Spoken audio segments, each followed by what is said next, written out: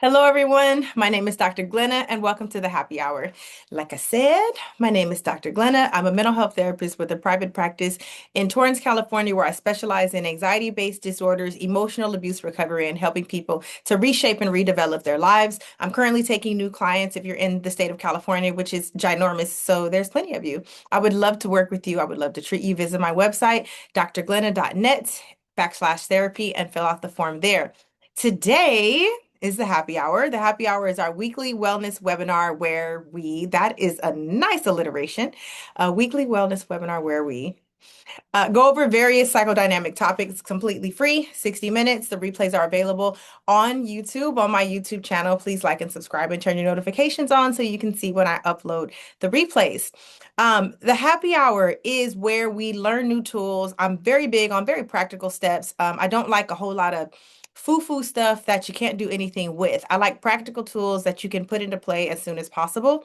And the happy hour is not to be used in lieu of any psychiatric treatment. So this is not where you say, well, I went to the happy hour, so I don't need to go to therapy or I don't need to take my medication.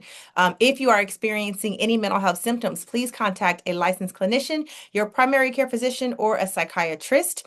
The happy hour is to be used for educational purposes only in conjunction with whatever else you are doing. So please do not come here and stop doing something else. We want you to do this and that. Today is Wednesday, April 1st, 2026. It is April Fool's Day, but the world got too much going on for us to be playing any jokes. So we're gonna keep it pretty straight-laced around here. And if I was a slide, where would I be? All right. Today's topic, depression is a liar. Practical tools for managing the weight of depression. The phrase depression is a liar is something that I say to my clients all the time. I'm like, oh, depression is a liar. Depression is a liar.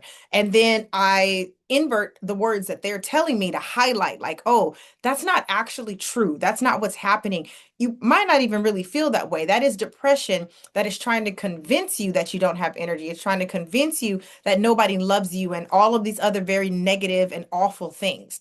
That is part of what depression does. Okay.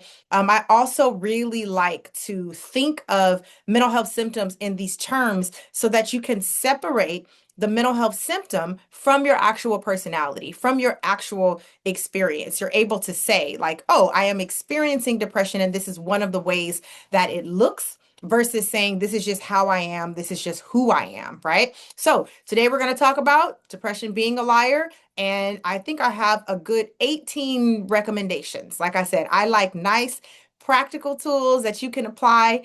So you'll have plenty to choose from.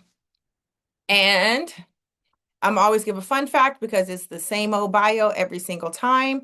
I am currently doing the Daniel fast and I am craving candy. We just gonna keep it a stack. So that's the fun fact for the week.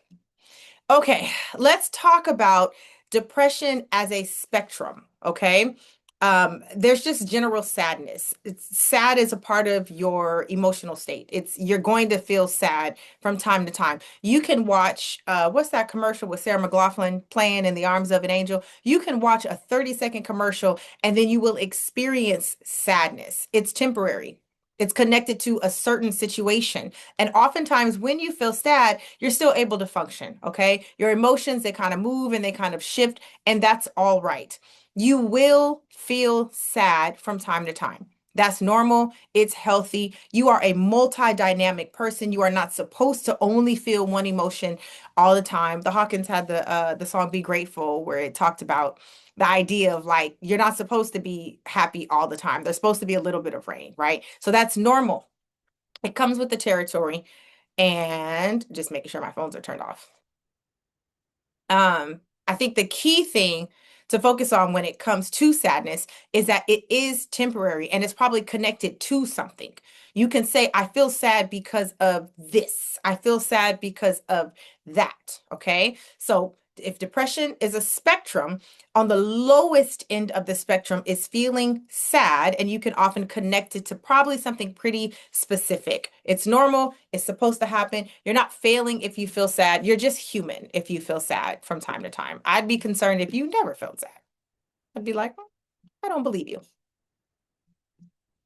Um, Moving up the spectrum of depression. Depressive symptoms. Stay with me now. Stay with me now. You can experience symptoms of depression without being clinically depressed. Okay. Symptoms of depression. It means it's heavier than just regular sad. It's heavier than just, oh, like, oh, that you didn't get into the school you wanted to get into. I'm sad. It's heavier than that. It lasts longer than just regular sad. Okay. It includes having low energy physically. I don't have the energy to do this. I don't have the brain capacity to do this. Low motivation. One symptom of depression is when there's something that you typically enjoy doing, but you just have no motivation to do it. Or you have responsibilities where it's not even that the responsibilities are particularly daunting. You just really don't have the motivation to do it, and things start to kind of pile up, you know? Irritability. Irritability is one of the ways that depression appears in people of color because we instantly, not instantly, but it's one of the emotions that typically pops up more frequently, okay? Easily irritable, frequent irritability.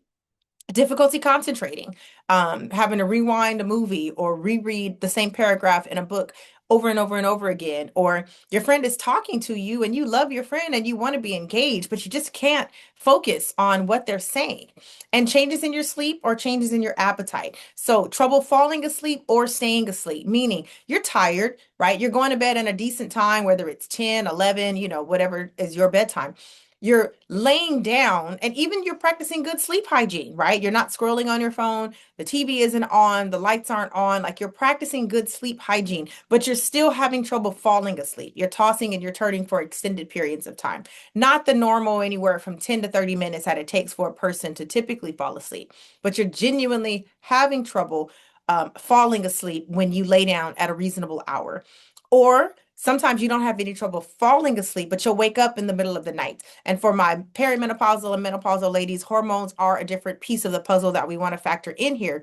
But we're talking about times where you should be sleeping through the night for the most part, and you're still waking up in the middle of the night, tossing and turning, waking up at different times of the night, waking up at the same time every night, but difficulty falling asleep and or difficulty staying asleep. Same thing with your appetite. You all of a sudden you're eating all the time, just kind of munching on things all the time, right? Your appetite is insatiable, like you just feel like you're craving sweets, you're craving bread, you're craving comfort food, fried food. Appetite is just going, going, going. Also, the other side of that, you don't have an appetite. Okay. You're skipping meals, you're forgetting to eat, or when you go to eat, which is super annoying, you'll have an appetite, you'll have food in front of you that you like, but when you go to eat it, you lose your appetite halfway through. All of a sudden, it's like you almost gag while you're trying to eat your food because your appetite is no longer there. You can no longer even ingest any food. Okay. So, trouble falling asleep and or trouble staying asleep. Also, trouble with your appetite, as in all of a sudden your appetite is just ravishing, or you don't have any appetite at all. My lists are not exhaustive, meaning if you don't see something on my list, it still is true for you. Okay. I don't want you to say, well, she didn't say that, so it must not count. If you feel like something that you are experiencing is a symptom of depression, it probably is. Okay. It just means that I only have so many room on my slides, only have so much room. Even when you have symptoms of depression, it comes and it goes. That's another key piece, right? So I mentioned sadness. Sadness, it comes and it goes, it's temporary. Symptoms of depression, when it is not a clinical diagnosis, it comes and it goes. The low energy, it visits you and it's heavy and it's annoying. And then it's like, okay, I'm all right. Let me get up and get myself together, right? The difficulty concentrating, it comes and then it goes. And you're like, all right, let me lock in. Let me finish this project, do what I need to do. Okay. It comes and it goes. I think that's what we really need to focus on here versus clinical depression. There are different types of depression. We're just going to use major depressive disorder as an example. But in order to get a clinical diagnosis, you need to be evaluated by a licensed clinician, your primary care physician, or a psychiatrist. Okay. You cannot clinically diagnose yourself. You can read on it and you can say, hey, I think it's this. But in order to receive a formal diagnosis, you need to be properly evaluated by a trained individual. Please do not take this slide as your diagnosis. Okay, stay with me now. Just want to give you some information. Persistent mood for 2 or more weeks, loss of interest in pleasure, fatigue, or slow down movement, meaning physically moving slow. Not just talking about the people that you just move slow when you're getting dressed, but people where all of a sudden your movement is physically, visually slower.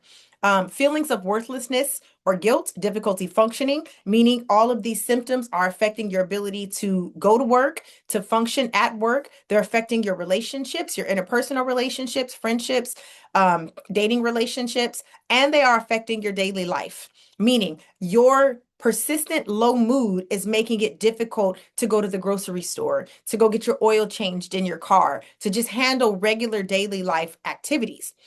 Clinical depression is not just feeling sad, it's a disruption in how you think, feel, and function. One of the key features of clinical depression is that we need to see it over a period of time. All right. Sad is temporary. It's an emotion that we all have. It'll come and it'll go. And it's typically linked to something temporary, or I'm sorry, it's typically linked to something that you can connect it to. I'm sad because of this. I'm sad because I didn't get promoted at my job and I'm sad about that. It's probably linked to something. Symptoms of depression, it's not always linked to something specific, but it doesn't stay. Okay. People that are experiencing clinical depression, it doesn't matter what's going on. It does not matter what the world could be great and wonderful, and they are still experiencing the heaviness. They are still experiencing the loss of pleasure. They're still experiencing symptoms that are disrupting their ability to go to work, to take care of their family, and just to be their normal self. Okay. Do not diagnose yourself, guys. Don't, don't.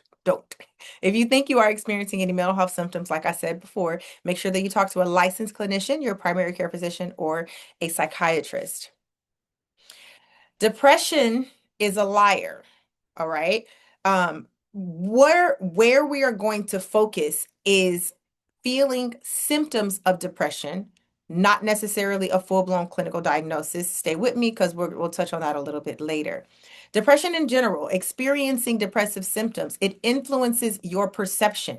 That means what you think about a person's actions, about how they looked at you, how they talked to you, why someone did a certain thing, the meaning that you attach to the world around you, to the incidences that you experience around you. Depression will influence that. Okay. You can have a person that's like, oh, me and some friends were going to go to brunch on Saturday. I wanted to know if you wanted to come. Depression will make your mind think they didn't even want me to come. I was an afterthought. They don't even like me. It will influence your perception on how people treat you and your beliefs about other people. Okay. Depression will influence your beliefs all the way around. I believe this about myself. I believe I'm worthless. I believe nobody likes me. I believe I'm not good at anything. I believe that nobody is going to ever want me. Nobody wants to be my friend. It will influence your beliefs, your internal projections onto the world around you. Depression will also influence your interpretation of events. All of a sudden, you will see things from a negative perspective. Nothing is good. Like, oh, look, you got some money back from, something that you overpaid. And it's like, yeah, well, I still don't have enough money. Like it will influence your interpretation. You will find the negativity in anything, anything, no matter what happens. Somebody be like, God is so good. Well, God allowed this to happen. All right, we got to talk. Okay. Also, depression will influence, it will create cognitive distortions. Cognitive distortions, cognitions are your thoughts, your internal dialogue within your mind. Distortions are distorted ideas that now we've come up with. Okay. When I did the happy hour on how logic alone won't calm you down in terms of your nervous system, I gave an example of a number of cognitive distortions that we rely on. These are things like black and white thinking. where it's like, no, it's either this or it's that. Either you love me and you adore me or you hate me.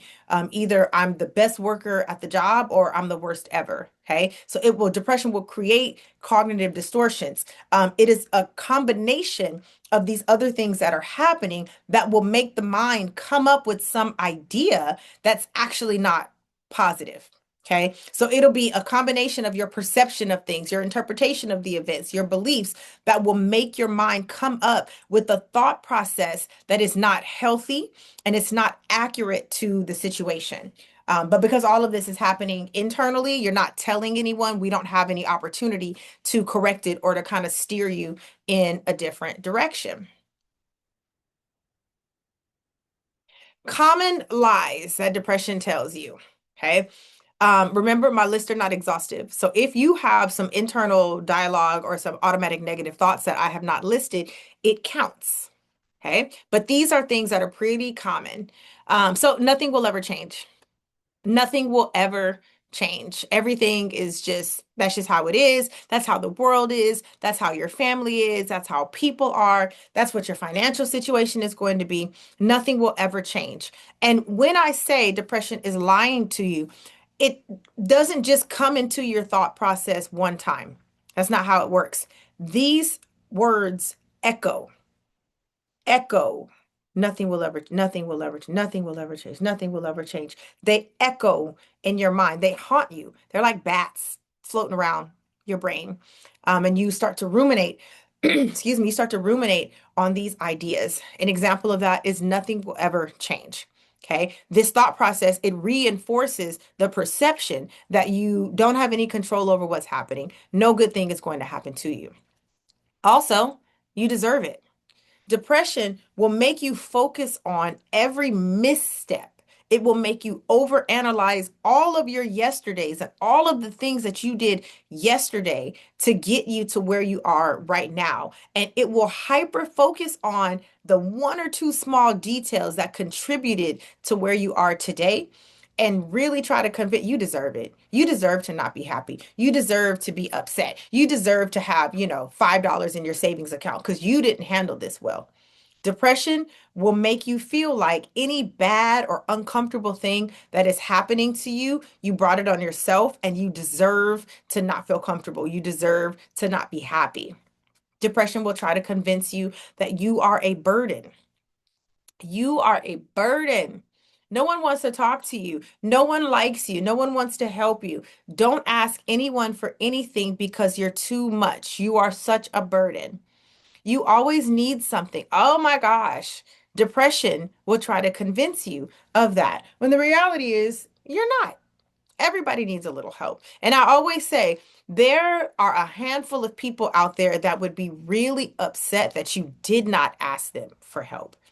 Those are the people that we focus on to help us understand that we're actually not a burden. Depression will tell you that you're not doing enough. You're not working hard enough. I know you're tired. I know you've spent all your resources. I know that you're staying up late, burning the candle on both ends. But depression will tell you you're not doing enough. You need to do more. You're not trying hard enough. Okay. These are negative messages that are not true, but depression will let them float up in our mind. And again, they're like bats, they just keep flying around. They don't come up one time. Our mind echoes these same ideas. And it's really hard at times to try to convince ourselves that these things are not true or that they're not the reality. Depression will try to tell you there's no point in trying. You'll think of a great idea. You'll think, "Oh, I should reach out to such and such and ask them if they can help me, if they want to partner with this. I think that would be great." You'll think of it. And then depression will tell you there's no point in trying. And it will again highlight all of the time, even if all of the times is like two. Two times that you try to do something different and it didn't pan out the way that you thought it was going to pan out. Depression will try to convince you there's no point in trying. I mean, it all flows into like the whole low motivation and low energy. Depression will tell you everyone else is doing better than you. Look at such and such. Look at their car. Oh my gosh. Like they got two kids and a dog, and she's a lawyer, and you're not even fill in the blank. Depression will try to convince you that everyone else is doing better than you. When I can tell you as a therapist, my job is to peer into people's lives one on one. Everybody is struggling with something. And I mean everybody. Everybody is struggling with something.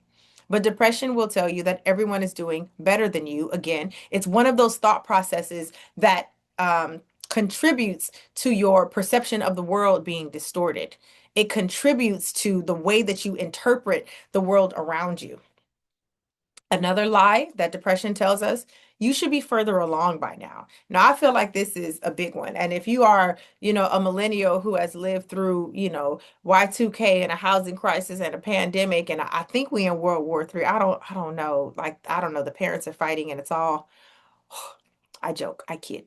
But depression will tell you that you should be further along by now. When the reality is, there are lots of different factors that have contributed to where you are at this point. Further along is a myth. Wherever you are, you're right where you're supposed to be. But depression will really, it'll lay into the guilt and the shame around what you aren't. And another thing that it does is it will make you forget where you are. It will make you forget all of the great things that you did to get to where you are today. And then it kind of goes hand in hand with everyone else is doing better than you. If you really look around, you're like, actually, I'm doing just fine. Like I'm doing just fine. There's a couple people that are further and there's a couple people that aren't as far as me, but actually I'm doing just fine. But depression, it usually doesn't allow you to have a level head. That's kind of how it works. And depression will lie to you and tell you that you do not matter.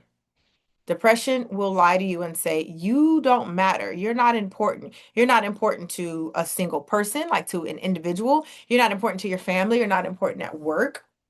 Depression will lie to you and tell you that you are not important when in fact you are. I promise you, I don't care who you are or where you are in the world. There is somebody that would be tore to pieces if something happened to you or just sheerly just upset. Like you were crying and you didn't call me. You were struggling and you didn't call me. Again, my lists are never exhaustive. These are just examples, common things that come up. And I thought it was really important to say it out loud because when we think as individuals that we're the only ones having these thoughts, it makes it even harder to deal with. But if I say it out loud and there's a number of people going, oh my God, yes, that's me. It's not only you. Okay. Oftentimes people have these ideas. And one thing that I want you to like, I don't know, tattoo it on the back of your hand if you need to. Feelings are real, but not always true. Feelings are real, but not always true. That means that the feeling in your body, the feeling that you don't matter, or feeling sad, or feeling abandoned, or hurt, or scared, the sensation that you are experiencing is real. I will never take that away from you. Okay. If you feel, I feel overwhelmed. Yep. That sensation in your body, that's real. We're not going to take that away from you. It's not always true. If you feel like you're an afterthought, the feeling is real, but it's not always true that you're an afterthought. If you feel like everyone else is doing better than you can feel that pressure. And hopefully you can use that motivation to say, well, what do I need to do in order to change? But that does not make it true.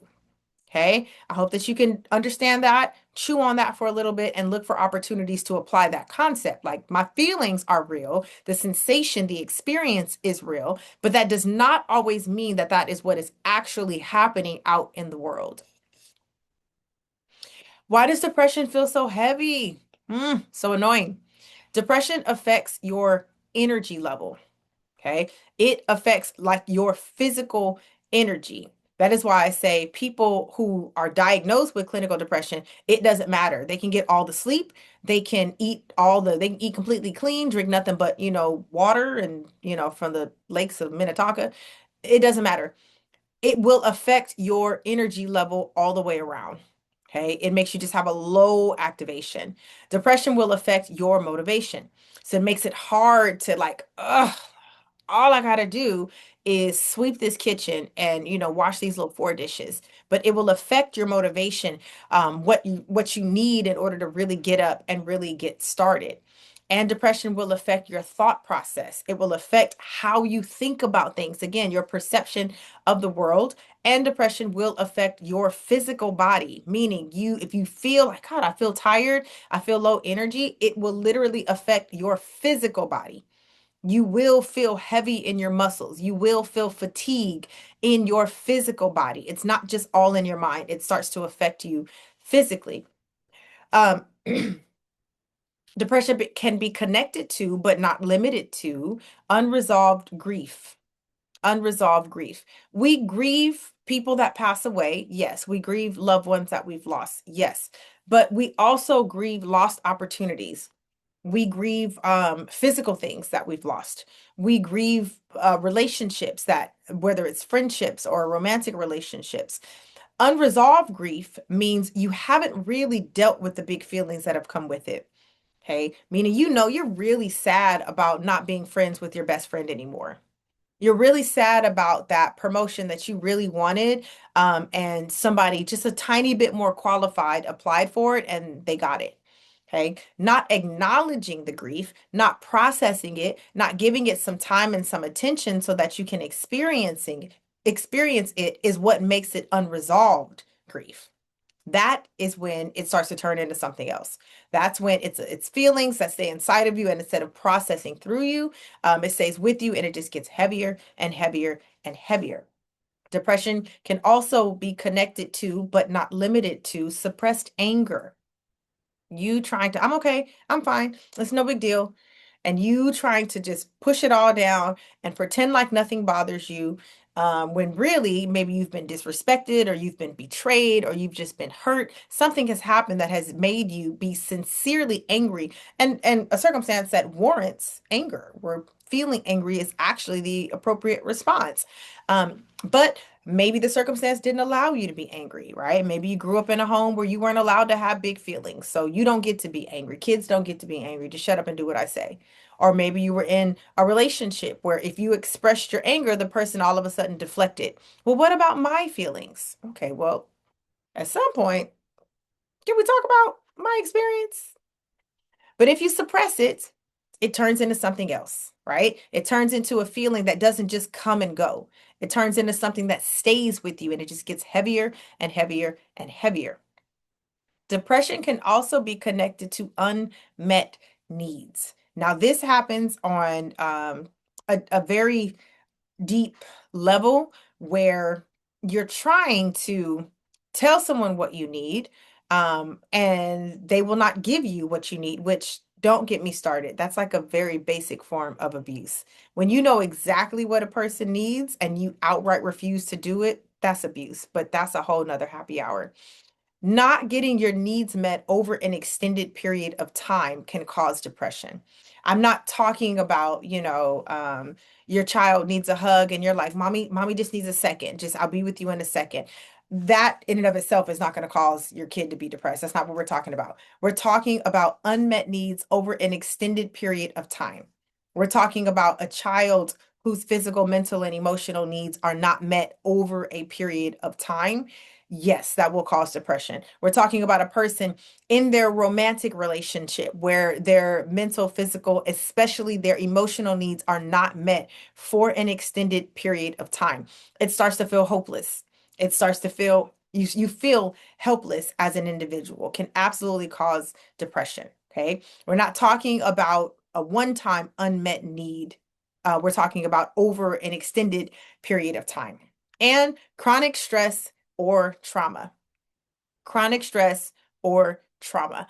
Um, Trauma in and of itself does not equate to depression. Untreated trauma, unprocessed trauma. Again, when you experience something and it's big and it's heavy and it happens and you don't have anyone to validate your feelings, to process the experience, to literally there's so much, a little validation goes a long way. Stopping and saying, I am so sorry that that happened to you.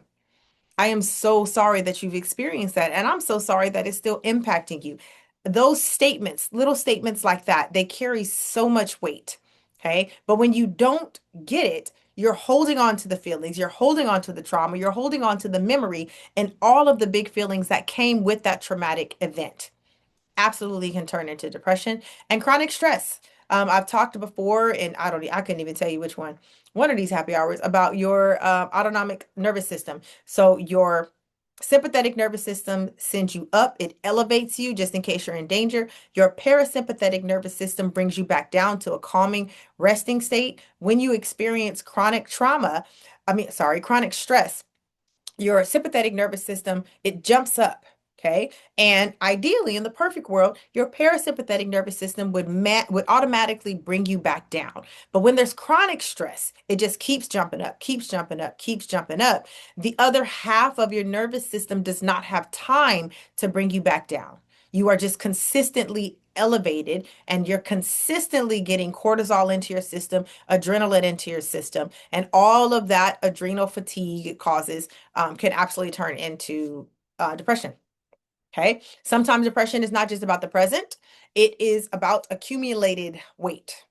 Okay, so what we're talking about here is again some of the what depression can do in terms of how it can affect you in terms of your energy, your motivation, your thought process, and your physical body.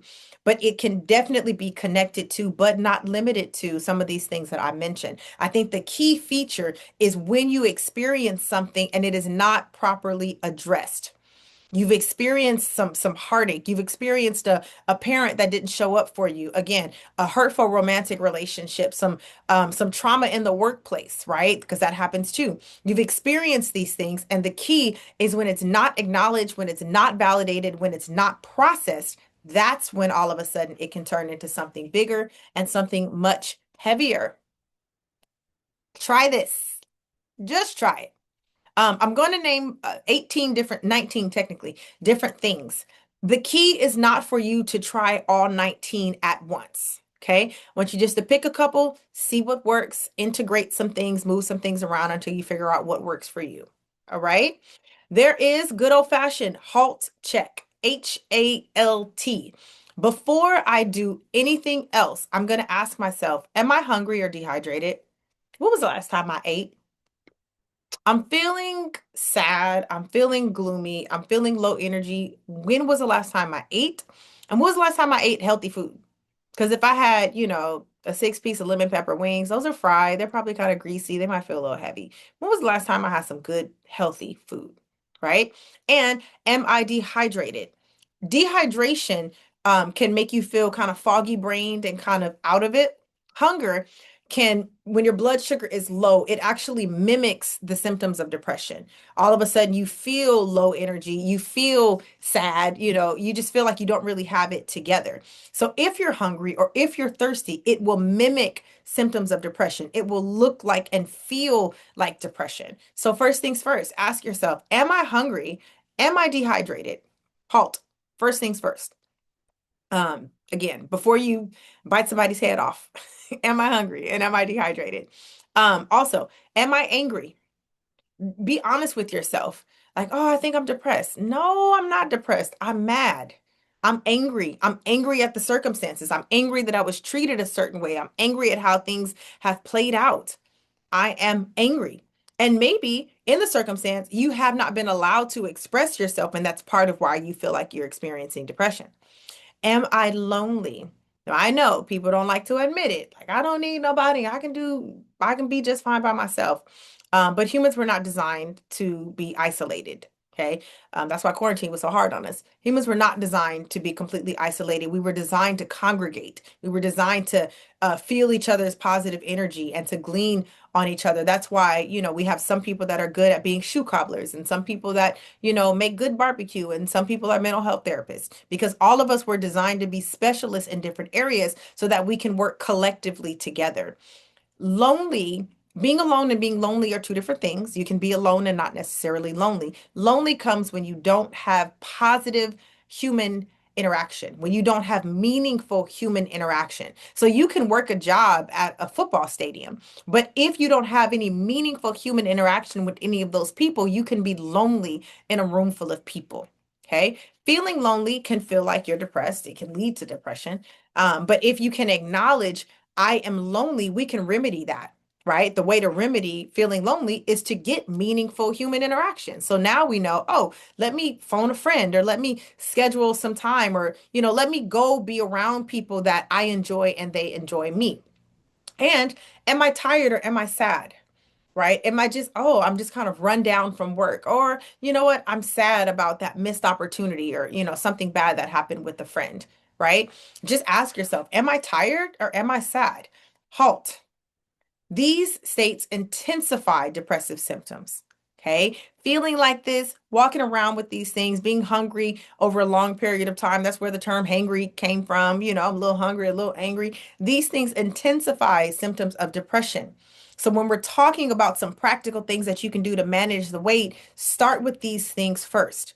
If you're like, oh my goodness, I feel the weight of things, I feel like I've been struggling with depression, let me eat some good food. I don't have much of an appetite. Let me eat a piece of fruit and drink some water. Just get something in your system.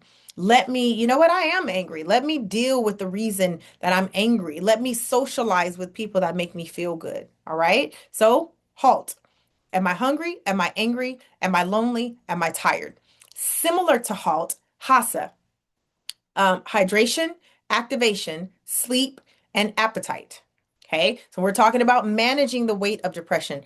Excuse me, when we're talking about managing the weight of depression, we want to focus on hydration, activation, sleep, and appetite. Hydration, like I said, being dehydrated will affect your mood. It will give you foggy brain. You can't think straight. Your body just does not function the same when you are dehydrated. Okay. And then activation, small movement. If you can get up and do a 60-minute hit workout, awesome, right? You got your kickboxing class, that's great.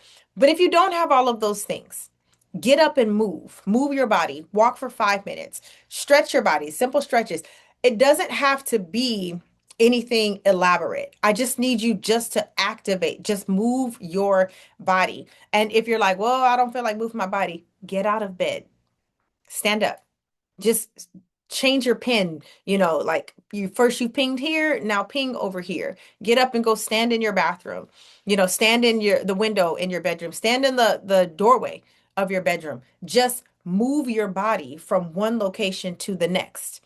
Okay? Activation often comes before motivation.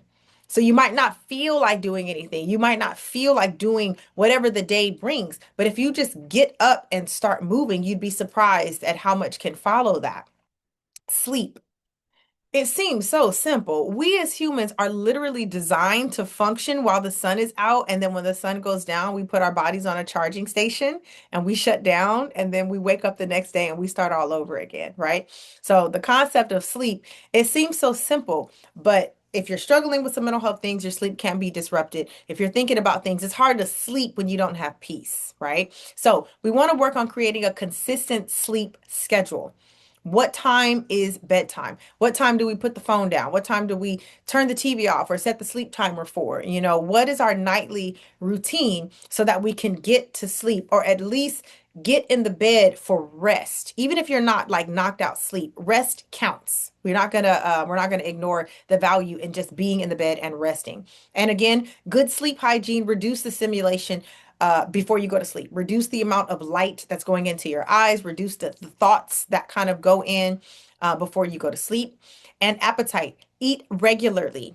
Eat regularly. Eat every couple of hours. Every 2 to 3 hours, you should be, noshing on something, whether it's time for a meal or time for a snack, right? So we got breakfast, snack, lunch, snack, dinner, and then depending on what your fitness goals are, maybe you have a snack, after dinner, or maybe that's kind of it for you. And then drink water in between there. We want to stabilize your blood sugar because when your blood sugar drops, again, that mimics symptoms of depression.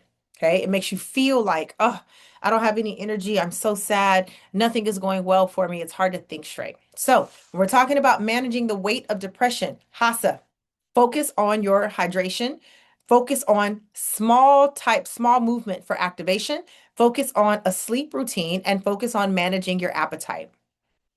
Number three, structure and routine. Depression thrives in unstructured time and isolation. Depression thrives. Like one of the things that happens is when people have too much time on their hands, they struggle with depression. Okay, I used to work in a community mental health office with clients, adults that were severely and chronically mentally ill.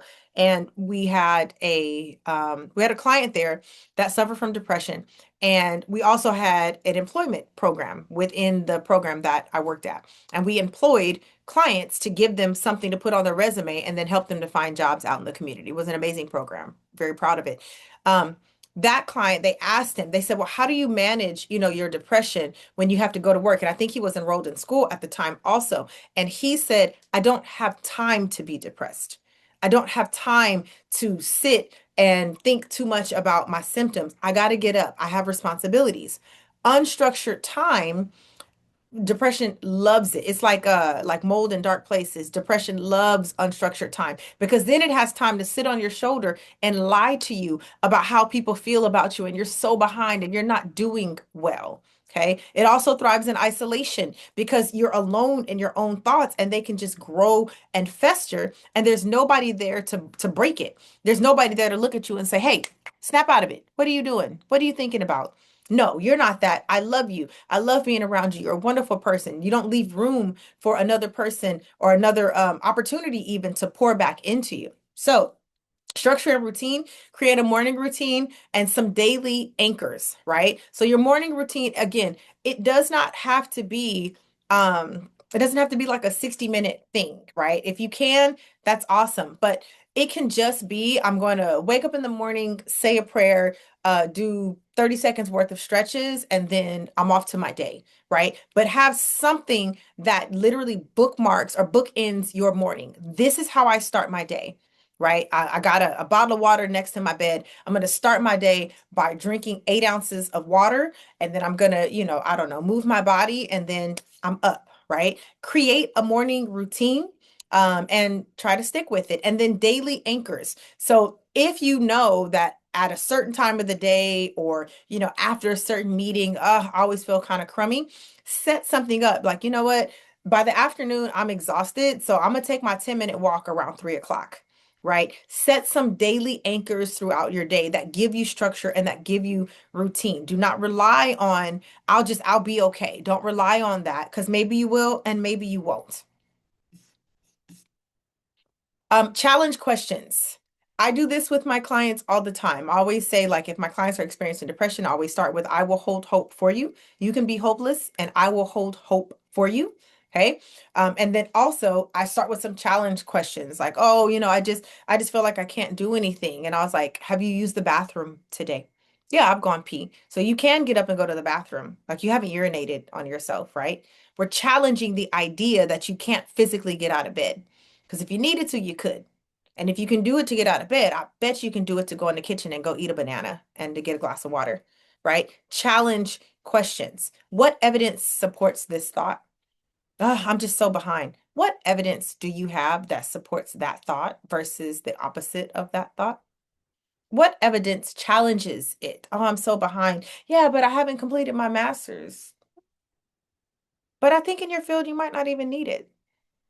Like, what challenges these ideas? Okay, talk back to it. Depression is a liar. It's sitting on your shoulder and it's just lying to you. Talk back, look back at it and talk to it. Okay. What would I say to someone I care about? If someone was coming to you, if someone that you love, that you thought super highly of, that you would never want to see them in distress, if they came to you and they said these things, what would you say back to them? Because oftentimes it's hard for us to think about it for ourselves, and it's easier for us to think about it for another person. So, what would I say if someone that I cared about came to me with this information? Pomodoro method. This helps when you need to get something done that you just don't want to do. You just don't feel like doing it. 25 minutes of focused effort, 5-minute break. It helps to reduce the overwhelm. Literally, set an alarm. And you can even, another way to do it is to say, I'm going to do this for 5 minutes. Okay. And then I'm going to take a break. You can work your way up to 25 minutes. But what happens is usually once you start doing something, you're in the mix. You're up, you got it. If you say you're going to do it for 5 minutes, you'll probably do it for 7 and you'll be okay. Or if you say, all right, I'm going to do this for 25 minutes, even if you feel like that's a lot, this alarm is going to go off and I'm going to stop. It's not going to go on forever. I'm not going to be working on this project, all day and all night. I'm going to get a break and it's going to be okay. Similar to Pomodoro in terms of setting an alarm, set a cry timer. It's exactly what it sounds like. Set a timer on your phone, on your clock, and say, now I'm going to cry. It could be 5 minutes, 10 minutes, 30 minutes, an hour, however long you want to set it for. But when that timer goes off, say, okay, now I'm going to take some deep breaths and I'm going to slow down and I'm going to focus on something else. It allows for a controlled emotional release. And this prevents the emotional release from happening at times where you don't want that emotional release to happen. If you let it come up, if you acknowledge how you feel and you cry and you purge all of that, it won't come up in an argument, with a friend. It won't come up when you're at work and you really need to focus. Allow the emotional release. Okay. It prevents emotional suppression and it prevents flooding. Accountability partner. Tell somebody what you're trying to do. Tell your friend, like, hey, friend, I've been having a hard time with A, B, and C. So I'm trying to get up every day by 7 a.m. I want to be out of my bed and I want to read my little devotional and I want to drink my warm lemon water. Okay. Tell somebody, a trustworthy person, not somebody that's going to throw it in your face and gossip about you, but tell a trustworthy person that you're trying to do something different so that they can just keep you accountable, right? That they can just tell somebody so they know, like, hey, I'm just checking on you. You said that you wanted to, get back in the gym or get back to that hobby that you really like. I just wanted to check in and see were you able to do it and how can I support you? This might be a friend, it might be a therapist. Yes, your therapist can be your accountability partner because I absolutely hold my clients accountable. Or it could be a group of people. It could be a church group or fraternity, sorority. But tell somebody, tell a trustworthy source. Gratitude practices. Gratitude helps to shift your attention away from negative things. It supports neural rewiring. The brain has neuroplasticity, which is the brain's ability to think differently, literally, to create a different neural pathway in your brain so that you actually think about something differently. When you practice gratitude on a regular basis, it rewires the brain to focus on the positive. It's not that you will ignore negative things that happen, but it teaches the brain that yes, negative things happen, but there are so many beautiful positive things in the world. We don't want forced positivity. We want genuine things. I'm so grateful for the world. No, no, no. We want genuine things that you can actually be grateful for. And it can even be small acknowledgments. Limit drugs and alcohol. I know. I mean, Solange told us she tried to drink it away, she tried to smoke it away, and she couldn't. You also can't coffee it away. That's another type of substance. Careful. But limit substances, limit drugs and alcohol because they numb things temporarily, right? It takes the edge off. It helps you to feel good just for the moment. And there is somebody right now that is rolling their eyes saying, like, nah, you're not gonna take my martini and my gummies away from me. But stay with me. Stay with me. Limit it, especially while you are most in your feelings. Okay. It numbs things temporarily, but it worsens things in the long run. It also, there's always the risk of dependency. We don't want to see it go from depression to dependency. Okay. Just limit it.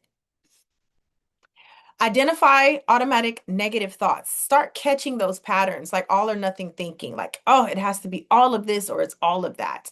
Either I'm the best worker or I'm the worst and everybody hates me, right? Catch those patterns like, ooh, like what if there's a gray area? What if it's not all of that? What if there's something in between? Catch those patterns, start to identify them and catch them so that you can start to think about things different. Catastrophizing is thinking about the absolute worst that could happen. Like, oh, let's take a road trip so we can crash in the middle of nowhere and nobody know where we are. Like, okay, simmer down. That is the absolute worst thing that could happen. And the likelihood of it happening is probably pretty low. Okay, so they catch it. And comparison is another automatic negative thought that we have. We start to compare ourselves to other people and how other people are doing. Start to catch those thoughts, starts to recognize that you are doing it and try to put something in place so that you can do something differently. Set some small goals. Dopamine is one of our happy hormones that is associated with task completion. Dopamine comes when we do little things. Dopamine is like, oh, I did it and I'm proud of myself. So set achievable tasks, quick wins. Quick wins, okay? Not I'm gonna buy property by the end of the year. That takes a longer amount of time. But just, you know what? I'm going to take the money that I was going to spend on something else and put it in my savings account, right? Quick wins. This builds momentum, it builds motivation, it gives you good, healthy dopamine, and then you can build on that. If you can do something small, you can do something even bigger than that. Process your history. Process your history of trauma, unresolved experience, this often requires therapy. Yes, you can process it at home. Yes, you can talk about it with your friends. But the nature of therapy is that we therapists are going to listen to it and help you break down and help you reflect on it. And we're also going to be a safe space for you to have large emotional responses to some of the things that you've been through. Okay. So just slow down and actually process your experiences instead of, just kind of pretending like they have not impacted you. Grieve. Grieve what did not happen. Again, when we usually think about grief, we think about it in terms of death of a loved one, but grieve what didn't happen. Grieve that you didn't get married, or grieve that didn't stay married, right? Grieve that you almost, got into a program and went to Australia, like grieve what did not happen, because it is a part of your experience. It's a part of what you're holding on to. But when you grieve it, you feel the feelings and they flow through you and then they keep going. Grieve what was lost, grieve unmet expectations. I expected this to happen. I expected that if I work hard and I get this degree and I stay in my field, that I will be able to, climb the corporate ladder, and it hasn't happened. Grieve those unmet expectations. Grief reduces the emotional pressure. Again, what I'm talking about is things that you are experiencing that are legit, you're holding on to it, and then it just turns into something deeper. But if you grieve, it's just one of the ways that we can let it go and process it and move forward. Release the weight. Ask, what am I carrying that is no longer mine to hold? Maybe, again, we got a parent or a primary caregiver growing up that has some stuff going on and they put it onto you and you've just been carrying it, right? Maybe you have some enmeshed boundaries with your family members and you are carrying everybody else's weight. Identify the things in your life that are actually not yours to carry. Like, you know what, mom, dad, I'm so sorry that you have some major financial things going on, but also some of that is a result of your choices. And it's just not mine to carry, like, hey, sister, brother, I'm so sorry that you've been incarcerated again, but that's not my load to carry, like I'm so sorry. And release some of that. Evaluate your relationships. Sometimes we feel depressed and we don't even realize it because we are surrounded by people that low key hate us. We have surrounded ourselves with people that genuinely don't love us. We didn't even mean to do it. We just kind of looked up and all of a sudden we realized, like, oh, like these are not healthy friends that I have around me. Ask yourself, are the relationships around me supportive? Okay. Are they draining? Are they reciprocal? Right? If I say that I'm having a hard time, do they pour into me? And if they say they're having a hard time, do they even tell me that they're having a hard time? Because that's a telltale sign. If you never know when a person is struggling, you might not be the closest one to them. Do they feel comfortable opening up to me? And do they receive my love and my affection when I try to be supportive towards them? Talk with people with boundaries. Okay. The goal is connection, not emotional dumping. So tell somebody what you're experiencing. Tell somebody when you're having a hard time.